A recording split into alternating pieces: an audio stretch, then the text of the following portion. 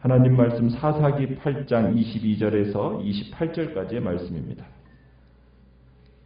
사사기 22장 28절, 8장 22절에서 28절입니다.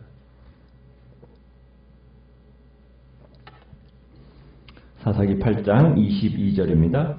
그때 이스라엘 사람들이 기드온에게 이르되 당신이 우리를 미디안의 손에서 구원하셨으니 당신과 당신의 아들과 당신의 손자가 우리를 다스리소서 하는지라.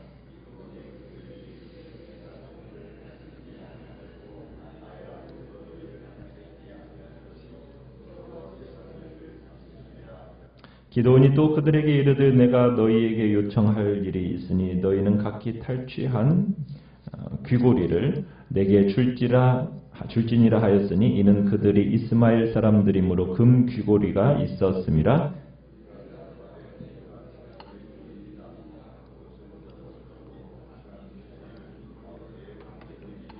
기드온이 요청한 금 귀고리의 무게가 금 1700세겔이요 그 위에 또 초승달 장식들과 폐물과 미디안 왕들이 입었던 자색 의복과 또 그 위에 그들의 목에 낙타 목에 둘렀던 사슬이 있었더라.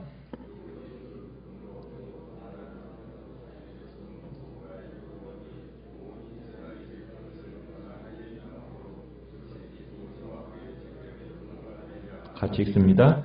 미디안이 이스라엘 자손 앞에 복종하여 다시는 그 머리를 들지 못하였으므로 기드온이 사는 40년 동안 그 땅이 평온하였더라. 아멘. 오늘 말씀의 제목은 모두가 환호하는 그때라는 제목으로 말씀을 나눕니다. 우리가 이제 기드온의 마지막을 보게 되는데요. 기드온의 이 마지막 부분은 참 우리의 마음을 많이 아프게 하는 부분이 있습니다. 기드온은 불과 300명이라는 군인들로 미디안 13만 5천 명을 엄청난 대군을 깨트려서 이긴 참 어떻게 보면은 사상 전례가 없는 승리를 거둔 사람이 기드온입니다.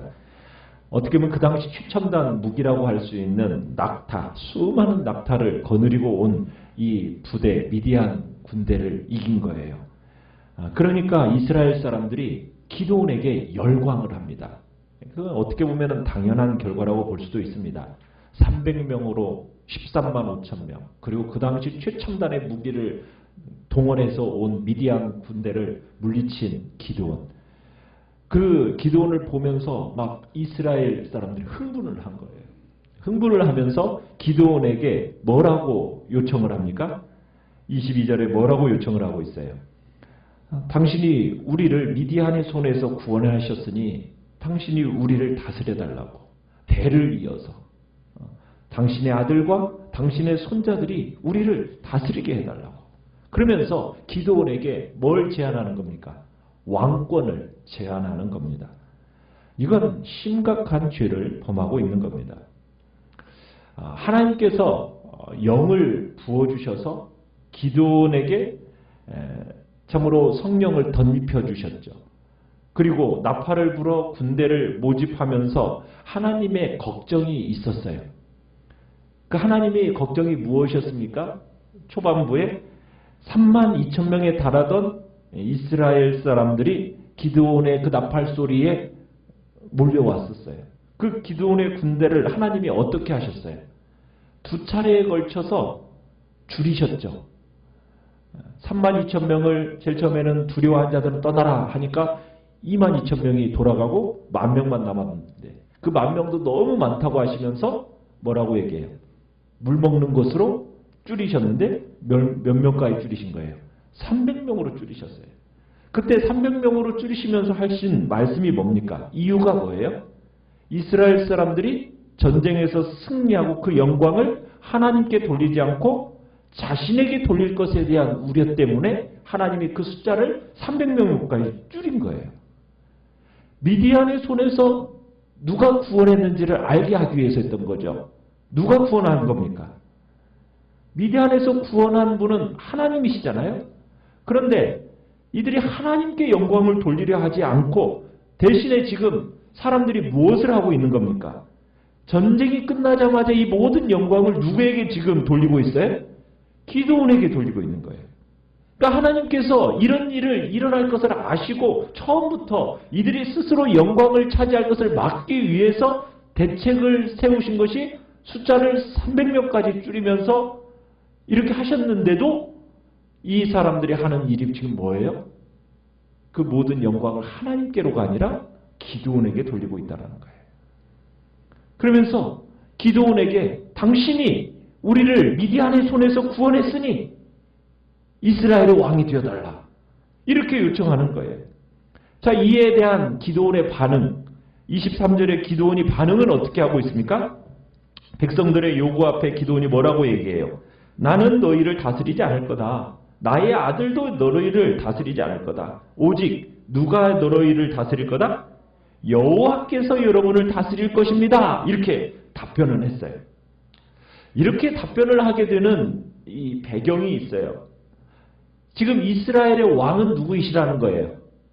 여호와 하나님이라는 전체적인 인식이 이스라엘 백성들 속에는 있었다는 얘기입니다. 원래 이스라엘 민족은 자유가 없었던 민족이잖아요. 그죠? 강제 노동으로 애굽에서 노예살이하던 집단으로 있었던 민족이 바로 이스라엘 사람들 아닙니까? 그런데 하나님께서 그 억압으로부터 그 애굽의 바로의 지배로부터 벗어나서 해방을 시켜주셨다고요. 그 해방된 이스라엘에게 더 이상 인간의 왕이 있어요, 없어요? 인간의 왕은 없어졌어요. 이스라엘을 내 백성이라고 부르는 이스라엘의 왕은 누구뿐이에요? 오직 여호와 한 분뿐이란 얘기입니다. 그분이 이스라엘을 애굽에서 구원해내신 목적이 뭡니까? 그건 다른 게 아니에요. 이제 왕 되신 여호와 하나님, 그분만을 섬기는 거예요. 그래서 이제 이스라엘은 여호와를 제외하고는 그 누구도 다른 이의 종이 돼서는 안 돼요. 왕으로 누구만을 섬기면 되는 거예요. 여호와 하나님만을 섬기면 되는 거지 다른 사람을 왕으로 섬길 이유가 없는 겁니다.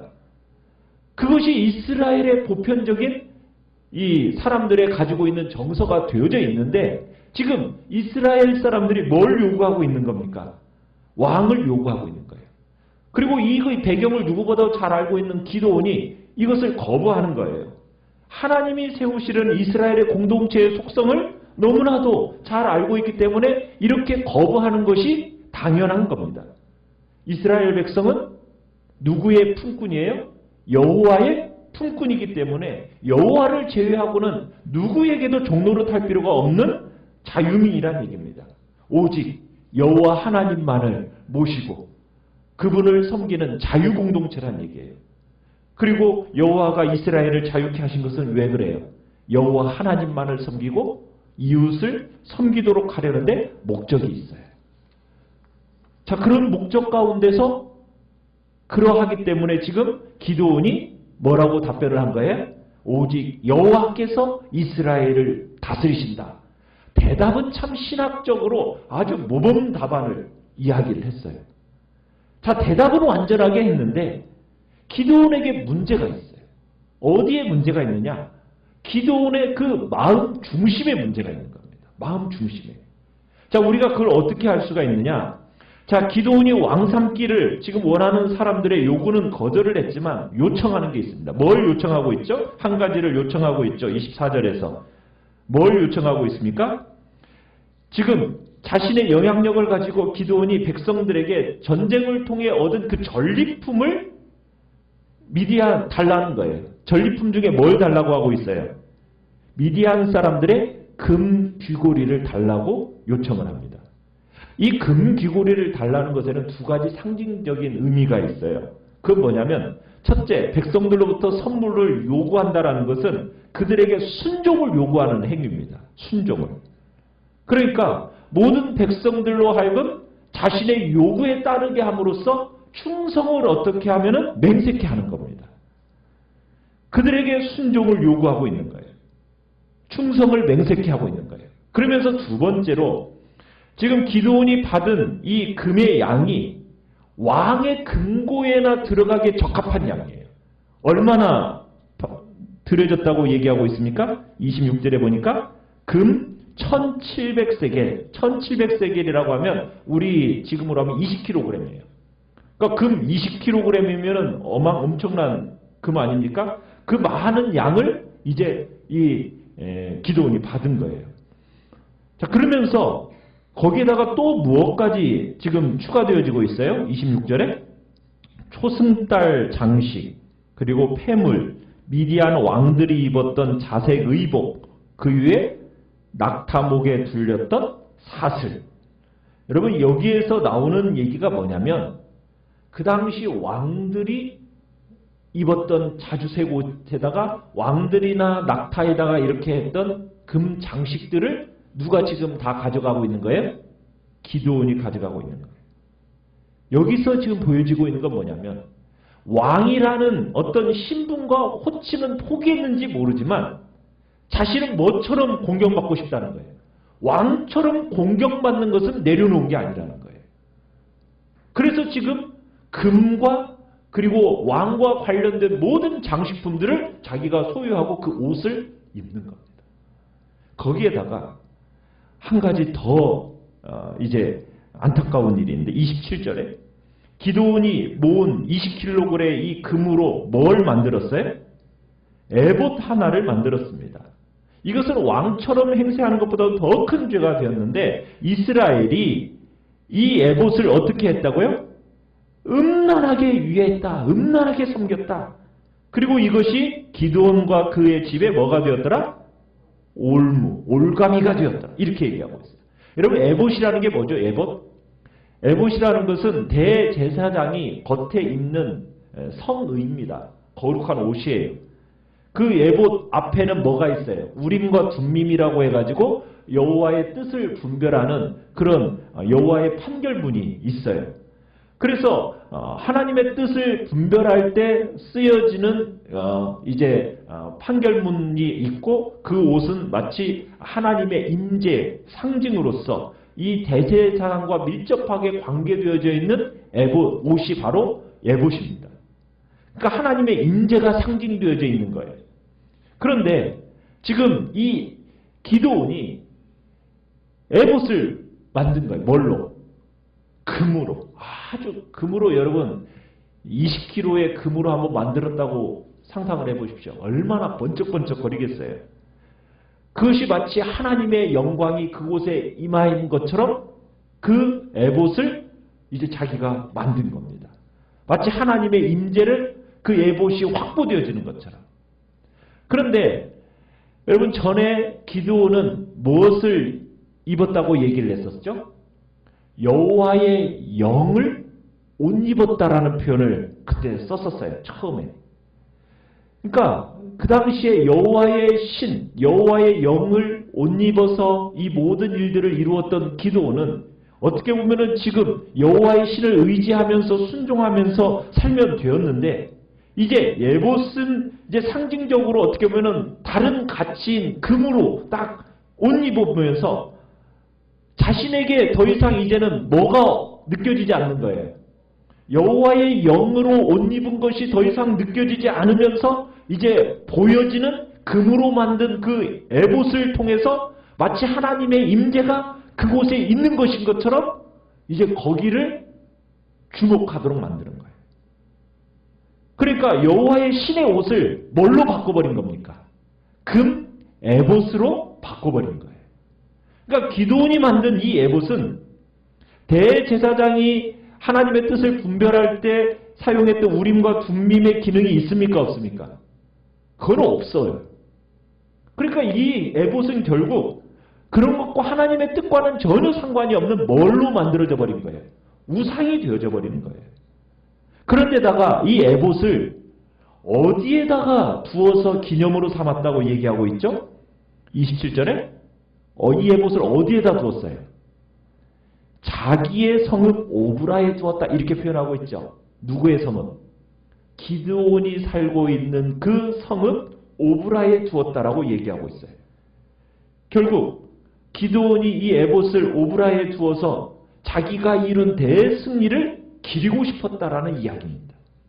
그러면서 결국에는 자신의 집안과 자신과 자신의 집안을 영화롭게 하기 위한 의도 속에서 만들어진 게 결국 뭐더라는 거예요? 에봇이더라는 거예요. 여러분, 그 당시에 하나님의 법궤는 어디에 있었을까요? 실로에 있었어요. 실로. 그러면은 이 실로는 상대적으로 어떻게 되어져요? 쇠퇴할 수밖에 없는 거죠. 사람들이 어디로 몰려가는 거예요?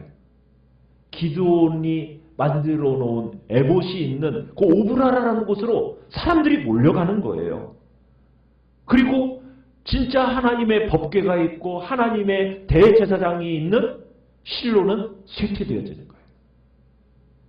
왕이 되어달라는 제안은 거절했는지 모르지만 기드온은 결국 왕 같은 생활과 그 권위를 인정받고 싶었고 그것을 위해서 자신이 어떻게 보면은 자주색 옷에다가 그리고 에봇을 만들어서 결국 그런 일을 벌이게 된 겁니다. 우리가 또 보는 것도 뭐예요? 기드온 바로 앞에 있었던 사사가 누구입니까? 드보라와 바락이에요. 드보라와 바락처럼 참으로 그들이 승리를 얻었을 때 한 일이 뭐였어요?